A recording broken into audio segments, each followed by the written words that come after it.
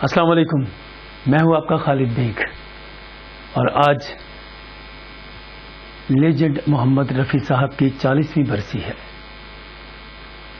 اور دن بدن ان کے جو فین فالوورز ہیں وہ بڑھتے ہی جا رہے ہیں۔ جو پچھلے سال تھے وہ کروڑوں میں تھے، اب کروڑوں سے بھی اوپر آ گئے ہیں کہ اتنے ان کے ویورز بنتے جا رہے ہیں۔ اور دنیا میں واحد ایک محمد رفیع صاحب ہیں کہ جن کی ہر سال برسی منائی جاتی ہے، اور پوری دنیا میں، یہ نہیں کہ صرف انڈیا میں، پاکستان میں، امریکہ، کینیڈا، جہاں جہاں بھی سب کانٹیننٹ کے لوگ رہتے ہیں وہ محمد رفیع صاحب کی برسی مناتے ہیں، اور بڑے شوق و ذوق سے وہاں بہت اہتمام کیا جاتا ہے۔ کیونکہ ہر سال میں بھی مختلف چینلز کے اوپر جاتا ہوں اور جا کر محمد رفیع صاحب کے بارے میں کچھ لوگوں کو بتاتا ہوں، لوگ بہت خوش ہوتے ہیں۔ لیکن آج محمد رفیع صاحب کی 40ویں برسی کے موقع پر میں آپ لوگوں کو وہ خاص باتیں بتاؤں گا جو کہ بہت کم لوگوں کو پتہ ہے، جیسے کہ محمد رفیع صاحب کہاں پیدا ہوئے اور وہ کتنا عرصہ وہاں پہ رہے، پھر وہ لاہور کیسے آئے۔ تو محمد رفیع صاحب 24 دسمبر 1924 کو پنجاب کا ایک چھوٹا سا قصبہ ہے، چھوٹا سا گاؤں ہے جس کا نام ہے کوٹلہ سلطان سنگھ۔ تو کوٹلہ سلطان سنگھ میں وہ پیدا ہوئے، اور 12-13 سال کی عمر میں وہ لاہور آ گئے تھے۔ لیکن اس سے پہلے وہاں پر، اب سب لوگ جانتے ہیں کہ ایک فقیر آیا کرتا تھا جو آ کے صدا لگایا کرتا تھا کہ کھیڈن دے دن چار نمائے، کھیڈن دے دن چار۔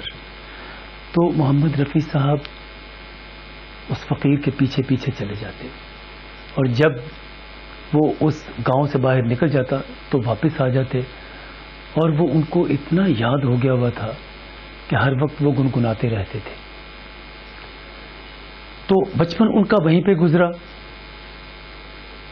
اس کے بعد وہ جب 12-13 سال کی عمر ہوئی تو وہ واپس لاہور آ گئے، پوری فیملی ان کی لاہور شفٹ ہو گئی۔ میں جب کوٹلہ سلطان سنگھ گیا تو میری وہاں کے لوگوں سے ملاقاتیں ہوئیں، وہاں میں نے ان کے ساتھ کچھ وقت گزارا، میں نے کوٹلہ سلطان سنگھ میں، اور پھر میں ان کے بارے میں جہاں ان کی پیدائش ہوئی اس گھر میں بھی گئے، وہ بھی دیکھا۔ لاہور آ گئے، لاہور آنے کے 1937 میں تقریباً آ گئے تھے لاہور۔ وہ لاہور میں جب آئے تو 5 سال کا عرصہ وہ لاہور میں ہی رہے۔ اس کے بعد وہ انڈیا آ گئے، لیکن اس وقت کیونکہ انڈیا نہیں تھا، اس وقت سب کانٹیننٹ تھا۔ ہوا یوں کہ محمد رفیع صاحب مختلف مزاروں کے اوپر جایا کرتے تھے، وہاں گایا کرتے تھے۔ ان کے بڑے بھائی محمد شفیع صاحب کی ایک دکان ہوا کرتی تھی بھاٹی گیٹ میں لاہور میں، تو وہاں وہ اکثر جایا کرتے تھے، اور ان کے دوست بھی وہاں آیا کرتے تھے۔ تو ایک محمد شفیع صاحب کے ان کے بڑے بھائی کے دوست تھے جن کا نام حمید بھائی تھا، حمید نام تھا، لیکن وہ حمید بھائی کے نام سے ہی مشہور ہوئے۔ تو وہ وہاں آیا کرنا انہوں نے، اور محمد رفیع صاحب کو سنا کرنا، کیونکہ ان کی عمر زیادہ تھی، محمد رفیع صاحب کیونکہ 13-14 سال کے۔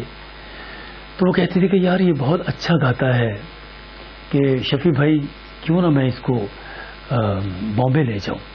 تو فلم انڈسٹری جو تھی وہ بامبے کی ہی سب سے بڑی تھی، اور اس وقت وہاں گوروں کا راج تھا۔ تو محمد رفیع صاحب کو وہ ان کے تھوڑا سا ان کی منت سماجت کی، اور ان کو وہ وہاں لے کر بھی گئے۔ لیکن اس سے پہلے کے ایل سہگل صاحب کا پروگرام لاہور میں ایک منعقد ہوا۔ اس پروگرام میں کے ایل سہگل صاحب یہاں تشریف لائے، اور جیسے ہی وہ گانے لگے تو لائٹ چلی گئی. اب لائٹ چلی گئی تو سب لوگ پریشان ہو گئے. اور کیونکہ اس وقت لائٹ بھی نئی نئی آئی تھی، کیونکہ لاہور میں جب لائٹ آئی ہے وہ تقریباً 1930 32 33 میں آئی، تو لوگ ڈرتے تھے لائٹ سے کہ کہیں ہم وہ پتہ چلا کہ اس سے تو لوگ مر جاتے ہیں. لہذا وہ سلسلہ ہوا کہ وہاں پہ اس پروگرام میں، اس محفل میں حمید بھائی جو تھے وہ محمد رفیع صاحب کو بھی لے کر چلے گئے. لائٹ چلی گئی تو انہوں نے، حمید بھائی نے کہا کہ جب تک لائٹ نہیں آتی تو یہ میرا چھوٹا بھائی ہے، یہ گائے گا. تو محمد رفیع صاحب کیونکہ آواز بہت لاؤڈ تھی اور لوگوں نے وہاں پہ تقریباً کوئی گھنٹہ 1.5 گھنٹہ ان کو سنا، محمد رفیع صاحب کو. لیکن وہ اس وقت کن کے گانے گایا کرتے تھے؟ میڈم نور جہاں کے، پنکج ملک کے، کے ایل سہگل صاحب کے اور ماسٹر مدن کے. کیونکہ ماسٹر مدن کا نام جب بھی آتا ہے تو کلاسیکل میں ایک ایسا خوبصورت نام ماسٹر مدن کا کہ جو 13-14 سال کی عمر میں ان کی ڈیتھ ہو گئی تھی، اور وہ کس وجہ سے ہوئی وہ بھی انشاءاللہ نیکسٹ پروگرام میں آپ کو بتا دیا جائے گا.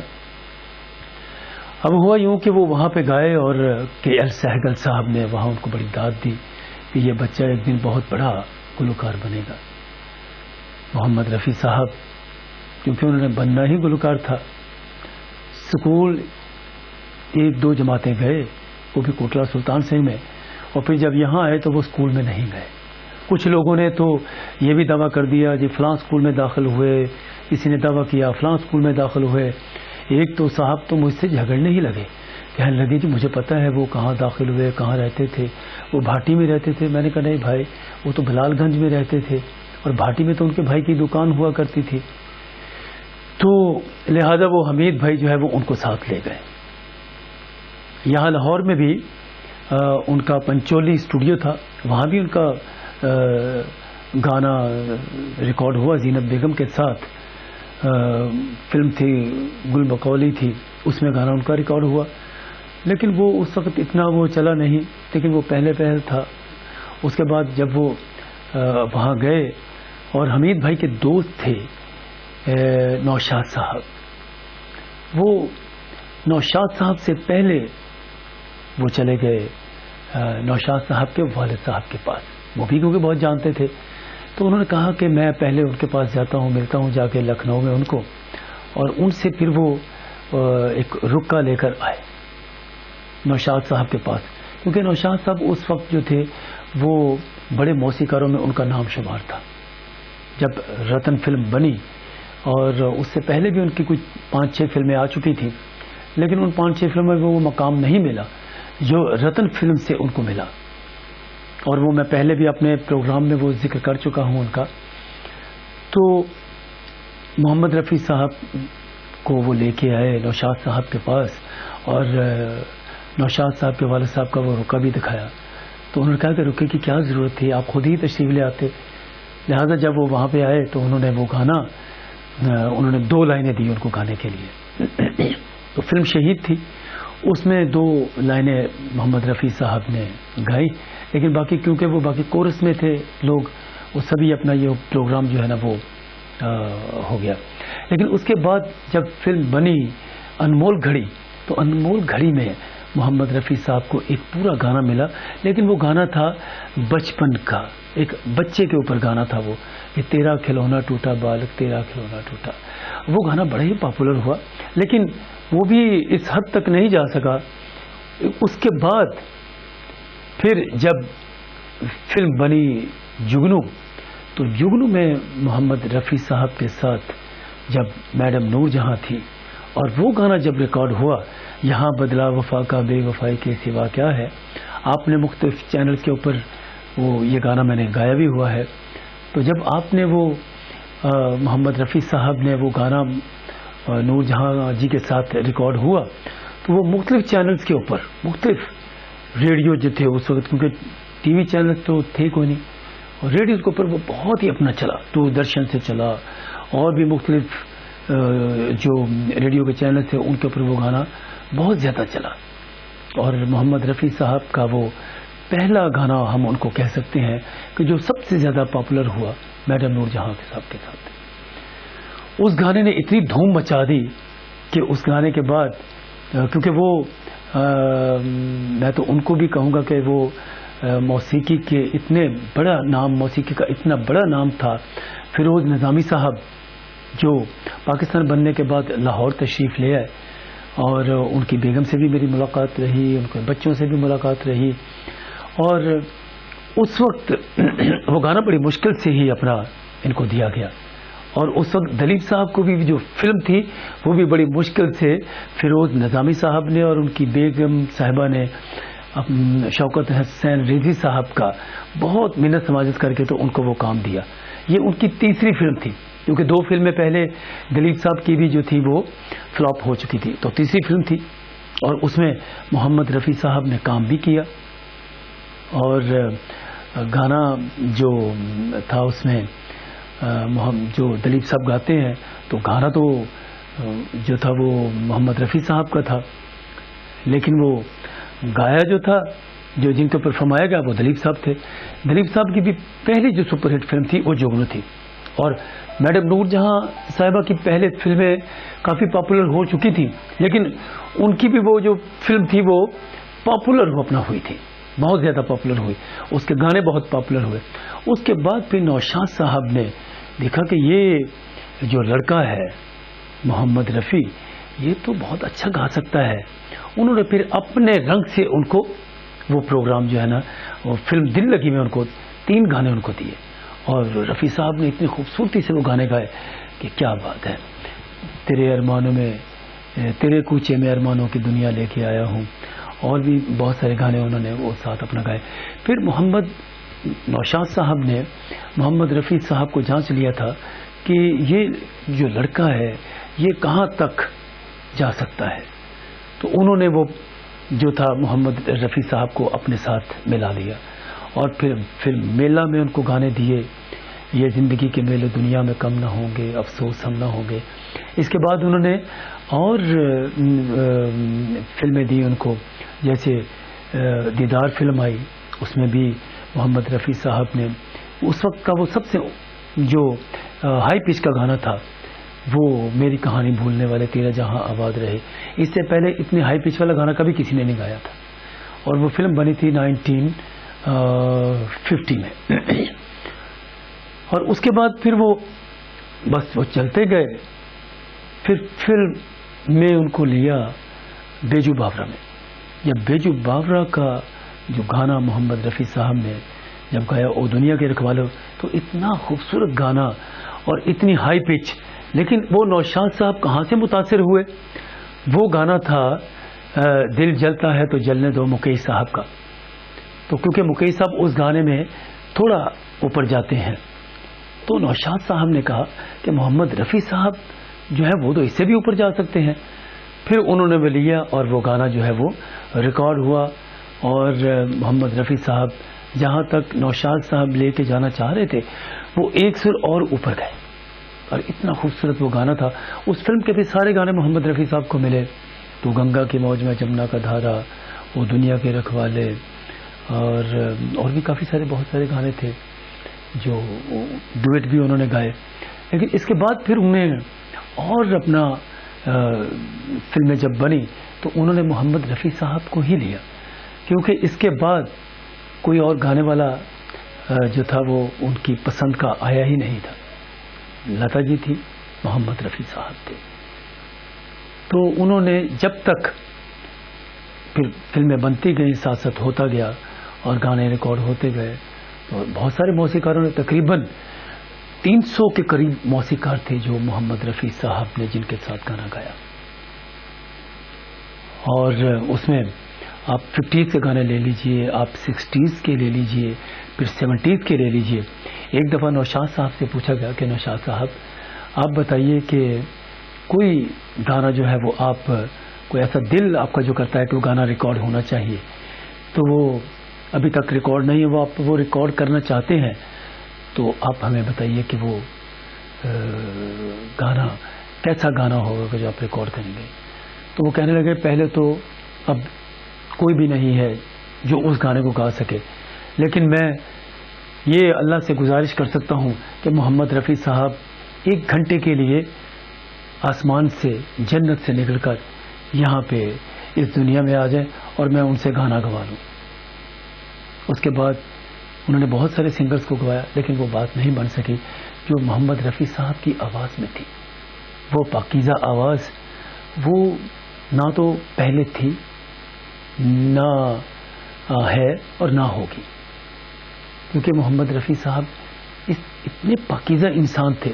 نہ کبھی شراب کو ہاتھ لگایا، نہ کبھی کسی اور برائی کی طرف گئے، بلکہ انہوں نے کبھی کسی کی برائی کی ہی نہیں تھی. میرا جب وہاں جانا ہوا انڈیا میں، تو وہاں میری تقریباً سب لوگوں سے ہی ملاقات ہوئی.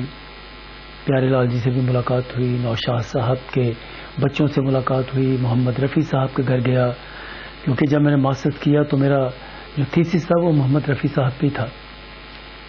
تو اتنا اچھا لگا ان کے گھر جا کے.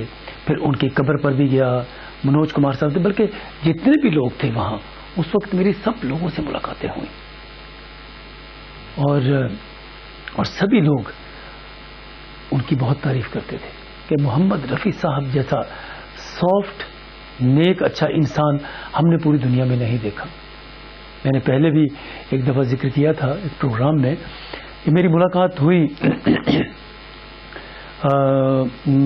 ان کا نام ہے بھلا سا سردار ہے وہ، تو میں ابھی تھوڑی دیر میں آ جائے گا نام ذہن میں.